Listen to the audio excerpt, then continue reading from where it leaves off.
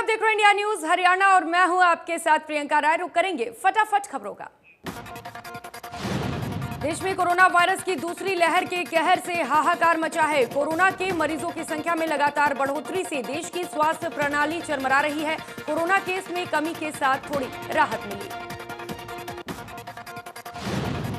कुछ दिनों से कोरोना के मामलों में आई कमी। 24 घंटे में 3,29,000 नए केस, एक दिन में 3,879 लोगों की मौत। एक्टिव मरीजों की संख्या 37 लाख के पार। कुछ राज्यों में मामले कम जरूर आए हैं, लेकिन मौत के आंकड़े अब भी डराने वाले हैं। कोविड से मरने वालों की संख्या 2,50,000 से ज्यादा पहुंच गई है। पिछले 24 घंटे में 3.5 लाख से ज्यादा कोरोना मरीज स्वस्थ होकर अपने घर लौटे। देश में अब तक 1,86,00,000 से ज्यादा मरीज कोरोना वायरस को मात देने में कामयाब हुए।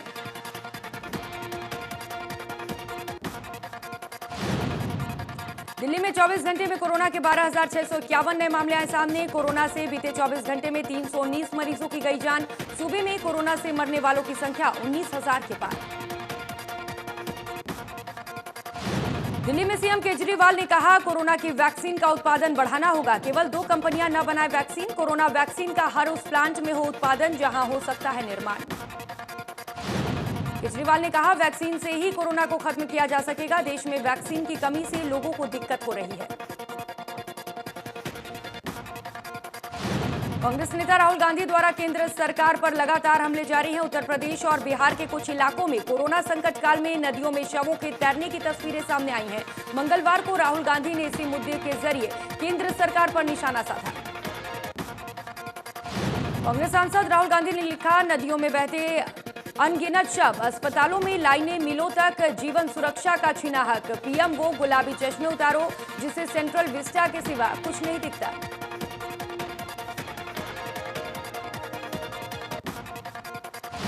हरियाणा सरकार का बड़ा फैसला, 25 वॉल्वो बसों को चलते फिरते अस्पताल में किया जाएगा तब्दील। ऑक्सीजन से लेकर प्राथमिक उपचार की तमाम सुविधाएं रहेंगी। प्रदेश को मिलेंगे चलते फिरते अस्पताल। हर जिले के गांव करेंगे दौरा। मरीज को तुरंत बस में मिलेगी ऑक्सीजन। कोरोना की रोकथाम को लेकर सरकार ने हरियाणा रोडवेज की 110 मिनी बसों को बनाया एम्बुलेंस। आपातकालीन स्थिति में होगी उपयोगी। हर जिले को मिलेगी 5 हरियाणा रोडवेज की मिनी एम्बुलेंस। मुख्यमंत्री मनोहर लाल प्रदेश में ऑक्सीजन की आपूर्ति को लेकर एक्शन मोड में है। मुख्यमंत्री ने अंतर्राष्ट्रीय एयरपोर्ट चंडीगढ़ से 2 टैंकर ऑक्सीजन सप्लाई लाने के लिए भुवनेश्वर के लिए रवाना किया। प्रदेश में ऑक्सीजन आपूर्ति के लिए हर रोज हवाई जहाज से टैंकर भेजे जा रहे हैं। मुख्यमंत्री ने वायुसेना का आभार जताते हुए कहा कि कोरोना महामारी के संकट की घड़ी में वायुसेना की ओर से प्रशंसनीय कार्य किया जा रहा है। उन्होंने कहा कि भारतीय वायुसेना की मदद से कोविड महामारी के खिलाफ जंग में मदद मिल रही है। सेना के सहयोग से हरियाणा के पानीपत व हिसार में 500 बेड के हॉस्पिटल तैयार किए जा रहे हैं। प्रदेश में 17 मई तक लॉकडाउन है, लेकिन लोग पार्कों में घूमते हुए दिखाई दे रहे हैं। इससे कोरोना केसों में बढ़ोतरी हो रही है। डीएसपी आर्यन चौधरी शहर थाना प्रभारी विक्रम सिंह के साथ नेहरू पार्क और भादरा पार्क में पहुंचे और बेवजह घूम रहे लोगों को लताड़ा। डीएसपी आर्यन चौधरी ने स्पष्ट तौर पर संदेश दिया कि लॉकडाउन का पालन हर हाल में करना है। किसी को भी बेवजह घूमने का हक नहीं है। रानिया रोड स्थित सब्जी मंडी में सोशल डिस्टेंसिंग की धज्जियां उड़ाई जा रही हैं। प्रशासन अब जिला प्रशासन ने 12 मई को सब्जी मंडी सिरसा को बंद करने का निर्णय लिया है। इस संदर्भ में डीसी सिरसा ने एक कमेटी बनाई थी। इसके बाद निर्णय लिया गया कि 12 मई को सब्जी मंडी बंद रखी जाएगी। इसके बाद सब्जी मंडी को कपास मंडी में शिफ्ट किया जाएगा, जिसके लिए शेड को खाली करवा लिया गया है।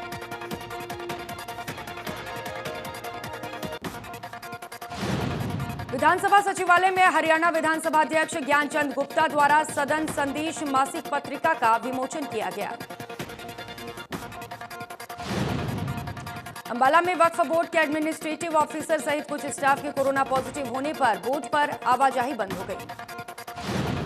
अनिल विभाग के एडिटर डॉक्टर जेएस सिद्धू के अनुसार विभाग की तरफ से चल रहा ऑडिट भी किया गया बंद। सिद्धू की माने तो वक्फ बोर्ड हरियाणा में पिछले 6 महीने से स्पेशल ऑडिट चल रही है। कैबिनेट मंत्री रणजीत सिंह ने सिरसा के कोविड सेंटरों का निरीक्षण किया और मरीजों के परिजनों से इलाज संबंधी जानकारी भी ली। अस्पतालों के दौरे के दौरान उन्होंने कहा कि ऑक्सीजन की कमी जरूर है, जल्द ही इसे दूर कर लिया जाएगा। उन्होंने सेंटर संचालकों को हिदायत भी दी। कैबिनेट मंत्री संजीवनी हॉस्पिटल, डेरा सच्चा सौदा अस्पताल, लालगढ़िया अस्पताल सहित आधा दर्जन कोविड सेंटरों का निरीक्षण करने पहुंचे थे। कैबिनेट मंत्री रणजीत सिंह ने कहा कि ऑक्सीजन की कमी जरूर है, लेकिन जल्द ही इसे पूरा कर लिया जाएगा। उन्होंने कहा कि किसी को कोई अंदाजा नहीं था कि कोरोना इतनी तेजी से बढ़ेगा। उन्होंने कहा कि अभी तक ऑक्सीजन की कमी के कारण कहीं भी कोई मौत नहीं सामने आई है, लेकिन फिर भी इंतजाम पूरे किए जा रहे हैं। पश्चिम बंगाल की एक युवती के साथ रेप मामले में गुरुनाम सिंह चढ़ूनी ने कहा कि सच्चाई तो यह है कि इस मामले में संयुक्त मोर्चा ने ही मृतका के पिता को एफआईआर दर्ज कराए जाने के लिए कहा था। उन्होंने ये भी कहा कि संयुक्त मोर्चा ने न तो आरोपियों से अभी तक संपर्क किया है और न ही आरोपियों ने मोर्चा के लोगों से इस मामले में कोई संपर्क स्थापित करने की कोशिश की है। सिरसा के खैरपुर गुरुद्वारा साहिब के प्रांगण में एक वैक्सीनेशन ड्राइव शुरू हुई, जिसमें काफी संख्या में महिला, पुरुष और युवाओं ने वैक्सीन लगवाकर अपने आप को सुरक्षित करने का काम किया। इस मौके पर वैक्सीन लगवाने आए लोगों का कहना है कि वैक्सीन सभी को लगवानी चाहिए, तभी इस महामारी से निजात पा सकेंगे। वैक्सीन को लेकर कुछ लोगों में शुरू से कुछ संशय थी, लेकिन अब लोगों में जागरूकता बढ़ी है। कोरोना के बढ़ते मामलों को देखते हुए जिला प्रशासन ने अनोखी पहल की शुरुआत की है। हिसार रोड स्थित अड्डा परिसर में रोडवेज बसों में स्पेशल एम्बुलेंस तैयार की गई है। पहली बस बनाकर तैयार हो चुकी है और प्रशासन को सुपुर्द करने की तैयारी है। इसके बाद प्रशासन अपने हिसाब से एम्बुलेंस बस का इस्तेमाल करेगा। सिरसा जिले में 4 बसों को एम्बुलेंस में परिवर्तित किया जाना है। इन बसों में 4 मरीजों के लिए पुख्ता प्रबंध किए गए हैं। मरीजों के लिए ऑक्सीजन सिलेंडर सहित तमाम व्यवस्था होगी। 4 बसों में 16 मरीजों को लाने और ले जाने की व्यवस्था होगी। कोरोना के बढ़ते मामलों को देखते हुए ये बड़ा फैसला। लगातार बढ़ते कोरोना के मामलों को देखते हुए जियो गीता और गुरुग्राम यूनिवर्सिटी ने मिलकर कोविड पेशेंट्स को राहत देने के लिए एक सलाह केंद्र शुरू किया है। इसमें 24 घंटे डॉक्टर हर तरह की आपकी समस्या को सुनेंगे और आपको सलाह देंगे। ग्रामीण इलाकों में फैल रहे कोरोना पर राहुल गांधी के ट्वीट पर पलटवार करते हुए अनिल विज ने कहा कि राहुल गांधी डिप्रेशन का शिकार हो चुके हैं और यह हमेशा निरुत्साहित करने वाली बात है। मिथिला के छायसा गांव में अटल बिहारी वाजपेयी मेडिकल कॉलेज जनता को समर्पित कर दिया गया। इस मौके पर केंद्रीय राज्य मंत्री कृष्णपाल गुर्जर सहित कई नेता मौजूद रहे। केंद्रीय मंत्री कृष्णपाल गुर्जर ने कहा कि पृथकला के छायसा गांव में स्थित श्री अटल बिहारी सरकारी अस्पताल में आर्मी वेस्टर्न कमांड द्वारा 100 बेड का अस्पताल शुरू किया गया। उन्होंने कहा कि देश के प्रधानमंत्री नरेंद्र मोदी और प्रदेश में मुख्यमंत्री मनोहर लाल लगातार लोगों को बेहतर सुविधाएं देने के लिए काम कर रहे हैं, ताकि इस महामारी से जल्द निपटा जा सके। इस अस्पताल के शुरू होने से क्षेत्र के संक्रमित लोगों को बहुत बड़ा फायदा मिलेगा। ऑक्सीजन के करीब 300 सिलेंडर की व्यवस्था यहां पर की गई है और यदि यहां पर उपचार के बाद भी मरीज को कोई दिक्कत होती है तो उसको तुरंत आगे के लिए भेजा जाएगा। टिकरी बॉर्डर पर बंगाली युवती से रेप मामले में हरियाणा के गृह मंत्री अनिल विज सख्त हो गए हैं। अनिल विज ने मामले को लेकर स्पष्ट कर दिया है कि एक दोषी को पकड़ा जाएगा और आंदोलन की आड़ में ऐसे जघन्य अपराध निंदनीय है। रेवाड़ी में पुलिस की लापरवाही देखने को मिली। गांव फिदेडी में बिना बनी कोविड जेल की दीवार फाड़कर 13 कैदी फरार हो गए। ये कैदी हत्या, लूट और डकैती जैसे संगीन अपराधों में लिप्त थे। अंबाला में विधायक असीम गोयल को फिर किसानों के विरोध का सामना करना पड़ा। जैतपुर गांव में शादी समारोह में शामिल होने गए विधायक असीम गोयल का किसानों ने विरोध किया। विधायक के विरोध में किसानों ने वापस जाओ के नारे लगाए। कृषि कानूनों के विरोध में किसान जेजेपी और बीजेपी नेताओं का लगातार विरोध कर रहे हैं। कोविड मरीजों की मदद के लिए भिवानी प्रशासन ने पहल की और कंट्रोल रूम स्थापित कर हेल्प डेस्क बनाया, ताकि लोग अपनी समस्याएं बता सकें। इसके लिए 3 नवंबर भी जारी किए गए हैं। अब तक 39 लोग कॉल करके अपनी परेशानी बता चुके हैं। फोन आने पर रजिस्टर में समस्याएं दर्ज की जाती हैं और फिर पूरा ब्यौरा कंप्यूटर में दर्ज किया जाता है। संबंधित अधिकारियों को समस्याओं की जानकारी दी जाती है। शिकायतकर्ता से फीडबैक भी लिया जाता है और हर स्टेप को रिकॉर्ड में दर्ज किया जाता है। कोरोना संकट की घड़ी में एक बार फिर पूर्व केंद्रीय मंत्री और हरियाणा जन चेतना पार्टी वी के अध्यक्ष विनोद शर्मा लोगों की मदद के लिए आगे आए। पूर्व केंद्रीय मंत्री विनोद शर्मा लगातार अंबाला शहर में अलग अलग इलाकों में सैनिटाइजेशन का काम करवा रहे हैं। विनोद शर्मा द्वारा पंडित केदारनाथ शर्मा अस्पताल एवं चैरिटेबल ट्रस्ट की ओर से सैनिटाइजेशन का कार्य जोरों शोरों से चल रहा है।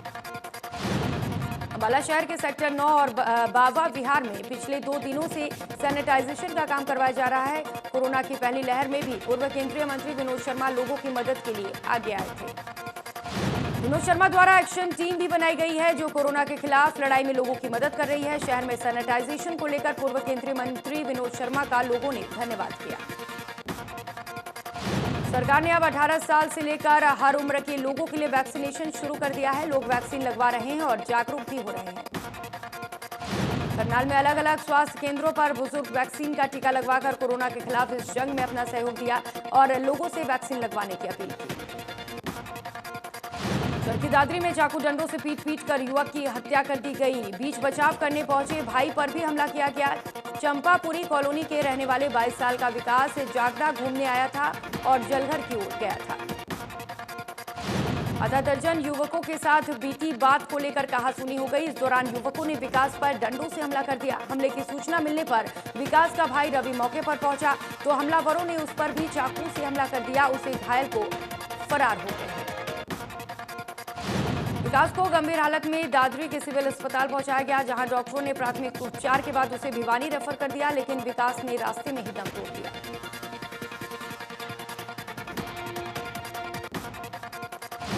ऑक्सीजन की कमी और बाजार में ऑक्सीजन सिलेंडरों की बढ़ती कीमतों को देखते हुए स्वास्थ्य मंत्री अनिल विज ने ऑक्सीजन प्लांट लगाने की घोषणा के बाद झज्जर में ऑक्सीजन प्लांट का कार्य शुरू किया।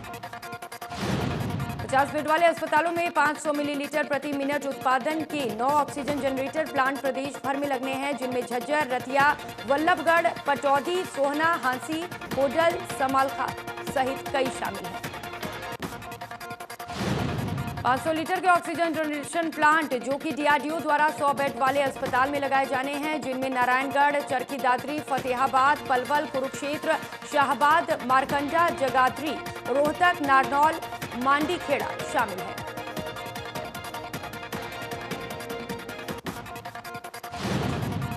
गुरुग्राम में कोरोना रोकथाम के तहत पूरे जिले में चल रहे लॉकडाउन में बिना ई पास के घर से बाहर निकलने वालों पर कार्रवाई की जाएगी।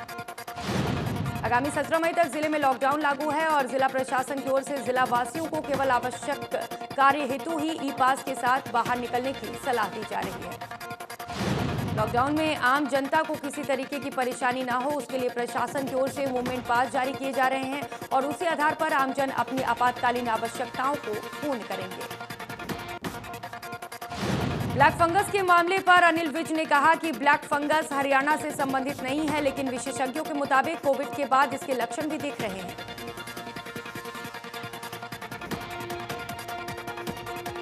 लॉकडाउन में शराब तस्करी के मामलों में अनिल विज ने स्थानीय पुलिस कप्तानों को कड़े निर्देश दिए हैं। अनिल विज ने बताया कि उन्होंने पुलिस कप्तानों को ये निर्देश दिए हैं।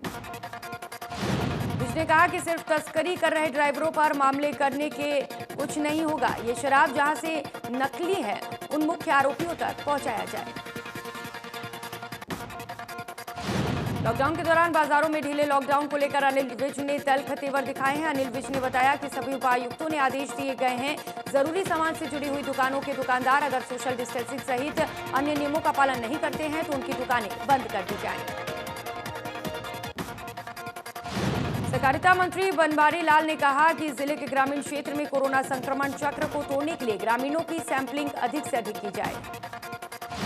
बनवारी लाल ने ग्रामीण क्षेत्रों के लोगों से आह्वान किया कि वे स्वस्थ होकर सुरक्षा की दृष्टि से आपदा के इस दौर में मास्क का उपयोग करें, एक दूसरे से उचित शारीरिक दूरी बनाकर रखें। उन्होंने कहा कि गांव में जागरूकता लाने के लिए प्रशासन की ओर से जागरूकता वाहन भी भेजे जा रहे हैं और धार्मिक स्थलों से मुनियादी भी कोरोना रोकथाम के बारे में की जा रही है। बनवारी लाल ने कहा कि सरकार ने कोविड-19 के दूसरे चरण के हालातों के मद्देनजर महामारी अलर्ट सुरक्षित हरियाणा को आगे बढ़ाने का निर्णय जनहित में लिया है। इस निर्णय के अनुसार महामारी अलर्ट सुरक्षित हरियाणा का उल्लंघन करने वालों के खिलाफ सख्ती से निपटा जाएगा। जम्मू कश्मीर के अनंतनाग में सुरक्षा बलों के साथ एनकाउंटर। सुरक्षा बलों ने 3 आतंकी को किया ढेर। मारे गए आतंकी लश्कर ए तैयबा से जुड़े हुए थे। पूरे इलाके में सेना ने चलाया तलाशी अभियान। इस साल अब तक 72 आतंकी मारे गए। घाटी में लगातार सेना कर रही है एनकाउंटर। ऑक्सीजन और जरूरी दवाओं की भारी किल्लत को देखते हुए सुप्रीम कोर्ट ने राज्यों में ऑक्सीजन और जरूरी दवाओं के आवंटन के लिए 12 सदस्यीय राष्ट्रीय टास्क फोर्स का गठन कर दिया है। कोर्ट ने अपने आदेश में कहा कि ये टास्क फोर्स परामर्श और सूचना के लिए केंद्र सरकार के मानव संसाधन विभाग से सलाह और मशवरा के लिए स्वतंत्र होगा। ये फोर्स काम करने के लिए अपने तौर तरीकों और प्रक्रिया तैयार करने के लिए भी स्वतंत्र होगी। सुप्रीम कोर्ट की ओर से गठित नेशनल टास्क फोर्स के 12 सदस्यों के नामों का भी ऐलान कर दिया गया है। नेशनल टास्क फोर्स के संयोजक भी इसके सदस्य होंगे, जो केंद्र सरकार में कैबिनेट सचिव स्तर का अधिकारी होगा। अंबाला में एम्बुलेंस चालक की लापरवाही का मामला सामने आया। आरोप है कि अंबाला कैंट सिविल अस्पताल से पीजीआई रेफर किए गए कोरोना पॉजिटिव मरीज ने एम्बुलेंस चालक की लापरवाही के चलते अपनी जान गंवा दी।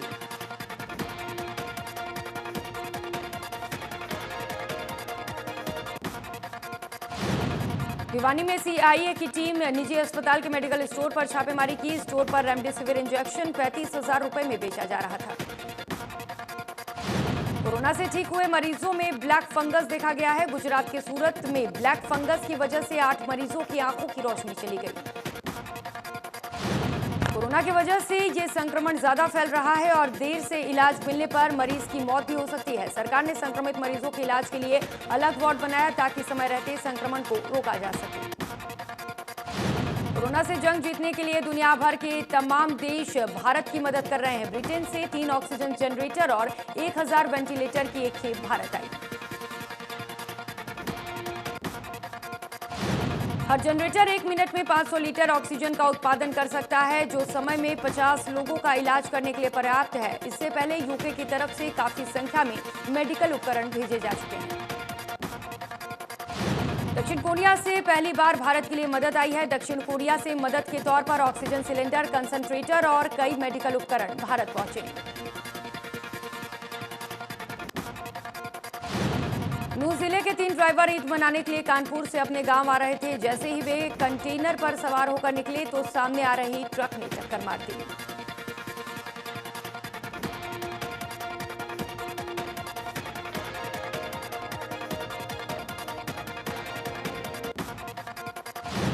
सरकारी तेल कंपनियों ने फिर पेट्रोल और डीजल दोनों ईंधनों के दामों में बढ़ोतरी कर दी है। पेट्रोल में प्रति लीटर 26 पैसे बढ़ोतरी हुई है तो डीजल में 33 रुपए बढ़ोतरी की गई है।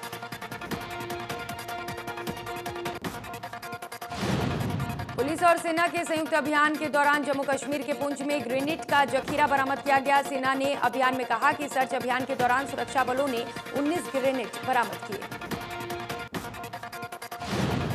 एक दिन में पहले संयुक्त टीम ने डोडा जिले के चरकंडी गांव के इलाकों में 40 किलोग्राम विस्फोटक, 4 इलेक्ट्रिक डेटोनेटर समेत लोहे के हथियार बरामद किए हैं। चीन का नियंत्रित रॉकेट आखिरकार बिना किसी को नुकसान पहुंचाए हिंद महासागर में मालदीव्स के पास गिर गया। इससे पहले इसके न्यूजीलैंड के आसपास किसी द्वीप पर गिरने की आशंका जताई जा रही थी, लेकिन साथ ही साइंटिस्ट ये भी कह रहे थे कि ये किसी भी समय कहीं भी गिर सकता है।